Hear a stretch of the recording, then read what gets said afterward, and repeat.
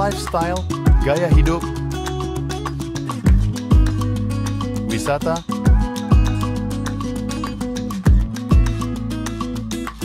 budaya,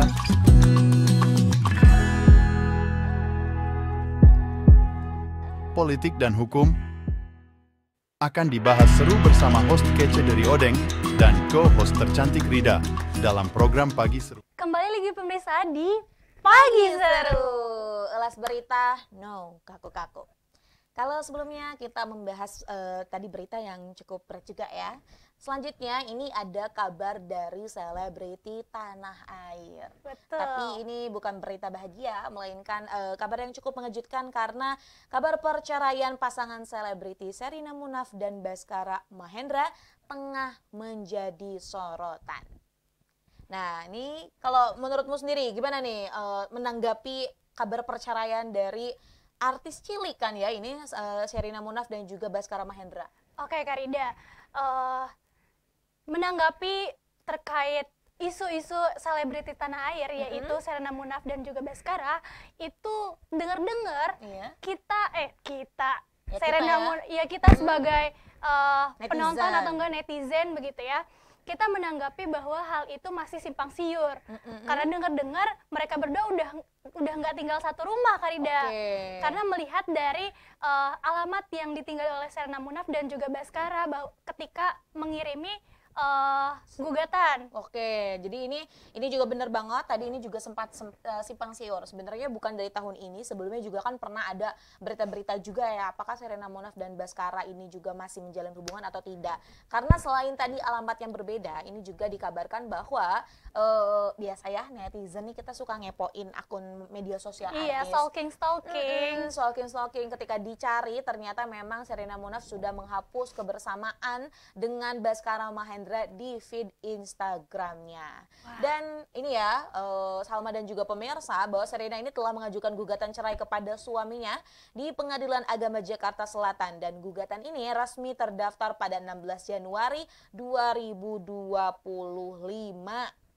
Nah, tadi kita ada fakta-faktanya selain memang sudah menghapus kebersamaannya di media sosial, kemudian juga kabarnya pisah rumah, ternyata ada berita-berita lain juga yang cukup mengejutkan. Betul. Kalau kamu dengernya apa tuh, Sal? Nah, perlu diketahui juga pemirsa, berita yang sering beredar saat ini ada bahwasanya pernikahan Sherina dan juga Baskara itu mengandung lavender marriage. Waduh. Kira-kira Kak Rida tahu nggak nih lavender marriage itu apa? Nah, apa ya kira-kira kalau kamu sendiri tahu atau enggak? Aku tahu nih, atau aku dulu ya yang nerangin lavender marriage. Oke, boleh. Aku dulu, kamu dulu nih?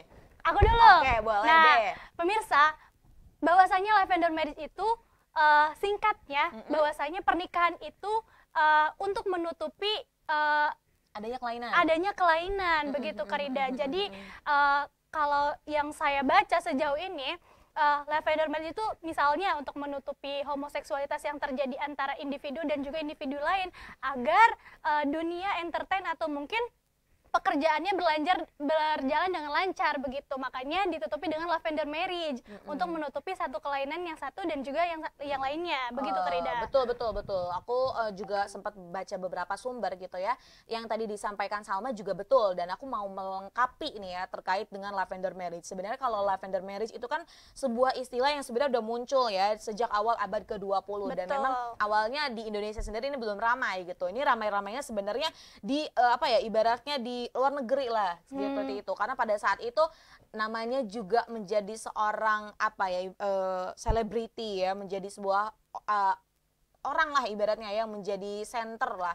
Akhirnya kan tidak boleh ada kecacatan yang terjadi. Betul. Nah, ini kan akhirnya juga mungkin ada kelainan terkait dengan seksualnya yang ini juga menyebabkan akhirnya menutupi hal tersebut. Nah, tapi ya ini juga perlu dikonfirmasi kembali karena sampai sejauh ini kan di Indonesia sendiri juga masih tabu dan kita juga belum mendapat klarifikasi lebih lanjutnya terkait apakah memang benar pernikahan Sherina Munaf dan juga Baskara Mahendra ini ada lavender marriage, ada unsur lavender marriage di dalamnya.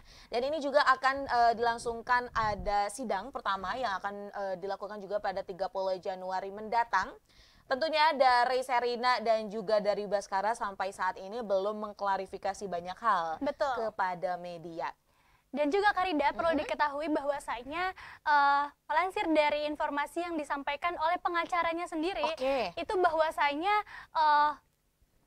penyebab perceraian atau penyebab retaknya hubungan Sherina dan juga Baskara ini belum bisa diklarifikasi secara jelas dan juga itu bersifat rahasia.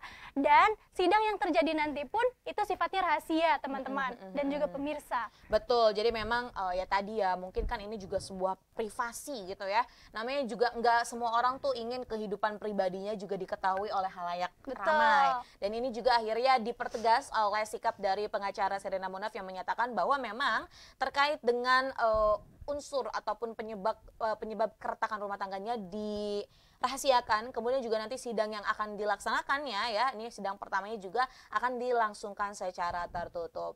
Ya kita juga berdoa ya bahwa memang ini proses apapun itu, entah itu berpisah ataupun kembali lagi, ini kembali lagi kepada keduanya, karena kan sebenarnya ya kita nih netizen nih kebanyakan ngurusin hidup orang lain gitu. Padahal kayak udah biarin aja gitu kan, toh mereka juga tahu akan dirinya sendiri seperti itu. Dan memang ini kalau melihat dari gugatan yang dilayangkan oleh Sherina Munaf kepada Baskara, tidak ada ibaratnya gugatan mengenai harta gono gini. Jadi pure pengen cerai aja seperti itu pemirsa. Nah, selanjutnya ini kita masih bahas soal selebriti lagi, Salma dan juga pemirsa.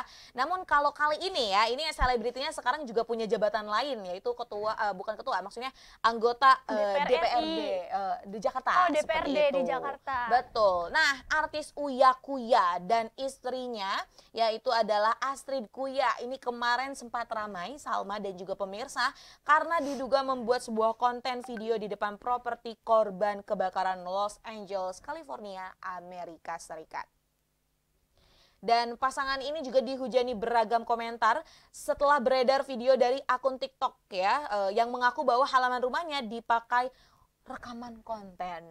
Ini kalau kamu sendiri ya, melihat dari hal yang dilakukan oleh Uya Kuya dan juga keluarganya ini seperti apa?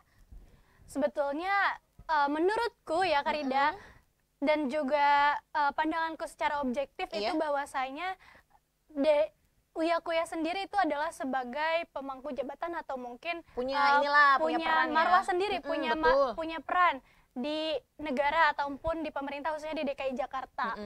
Dan seharusnya beliau itu tidak memiliki atau mungkin tidak melakukan hal seperti itu. Karena memang bagaimanapun balik lagi yang tadi sudah kita bahas, selayaknya manusia kita harus punya sifat empati ya? Dan juga kita harus menghargai korban-korban yang ada di California. Betul banget. Dan sebenarnya kalau kita lihat juga ya Salma dan juga pemirsa, bahwa memang aksi yang dilakukan oleh Uya Kuya ini memang ini kan di tengah liburannya sebagai anggota DPR dari fraksi PAN. Nah ini akhirnya gitu kan ya, karena menegaskan bahwa kan kalau kita lihat juga akhirnya dari Wakil Ketua Mahkamah Kehormatan Dewan atau MKD DPR ini juga memberikan respon nih atas kabar ini. Ia menegaskan bahwa sebenarnya anggota DPR ini memiliki kewajiban selama masa reses untuk bertemu konstituen di daerah pemilihannya. Betul. Dan saat ini DPR tengah memasuki masa reses yang berlangsung dari 6 Desember hingga 20 Januari. Ini berarti kemarin ya, seperti itu. Tapi ini adalah klarifikasi yang langsung disampaikan oleh Uya Kuya yang menyatakan bahwa sebenarnya gitu kan ya, itu sudah memiliki izin ketika mengambil video tersebut kepada pihak berwenang. Tapi kan balik lagi ya, meskipun sudah ada izin kepada pihak berwenang, lagi dan lagi ini orang yang memprotesnya adalah orang yang punya rumahnya. Kalau kamu sendiri, semisal nih, lagi ada di posisi seperti itu, kemudian ada content creator yang emang udah meminta izin gitu kan kepada pihak yang berwenang, tapi kamu yang punya rumahnya ada di situ dan tidak setuju, apa yang bisa kamu lakukan? Oh pasti saya bakalan marah sih Karida, karena memang yang pertama itu adalah bagian dari hak atau mungkin otoritas saya sebagai yang punya rumah. Betul begitu banget. Dan terlebih ditambah nih ya pemirsa, ditambah lagi kita itu baru saja mengalami kebakaran gitu ya? Dan juga atau sebuah duka begitu. Harusnya ya kita selayaknya manusia, kita tentunya bisa gitu memilah dan memilih apa aksi yang harus kita lakukan, apalagi sebagai pemangku jabatan atau yang memiliki peran besar begitu apalagi Karida. public figure juga. Betul. Ini kan akhirnya rame juga. Dan sebenarnya kalau semisal kita yang orang-orang biasa aja mungkin dapat diselesaikan secara baik-baik saja gitu kan. Ini kan ketika ditegur oh ya udah deh. Tapi kan kalau semisal tadi punya seorang public figure, belum lagi juga beliau merupakan anggota DPR gitu kan ya. Ini menambah keruwetan yang terjadi. Betul. Dan ini kan apa ya, kita juga perlu melihat dari sisi etis dan tidak etis. Betul. Seperti itu. Terlebih lagi memang kebakaran yang terjadi di Amerika Serikat ya, ini beberapa pekan yang lalu ini juga kan masih ramai sekali, dan juga kalau kita lihat bangunan-bangunannya ini masih apa ya, ibaratnya mungkin puing-puing, acak-acakan lah, berantakan seperti itu. Ya ini sebenarnya menjadi satu apa ya, ibaratnya menurutku menjadi satu pelajaran untuk kita semua. Betul. Bahwa memang di zaman digitalisasi yang semakin maju dengan informasi yang semakin cepat gitu ya, dan juga pesat kita dapatkan ataupun kita bagikan, hal yang terpenting adalah kita perlu memastikan bahwa informasi yang kita berikan ini bukan hoax, dan kemudian ini juga tidak bertentangan. Maksud bertentangannya adalah kalau itu ternyata berkaitan dengan seseorang ya, ini juga harus divalidasi ataupun tadi perlu ada izinnya.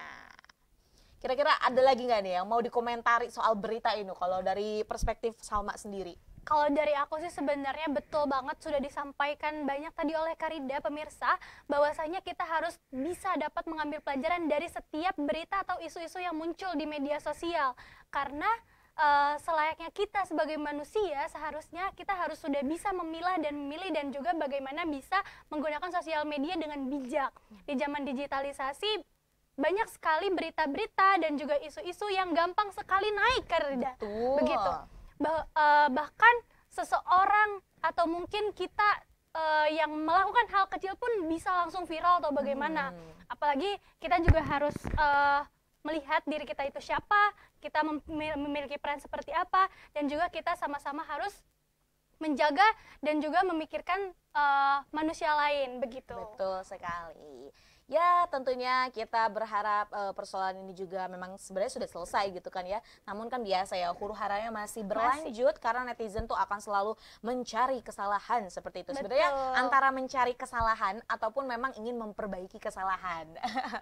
Seperti itu. Nah baik Salma dan juga pemirsa, kita masih punya berita lain lagi yang akan kita ulas di segmen berikutnya. Maka dari itu jangan kemana-mana, tetap bersama kami di Pagi Seru.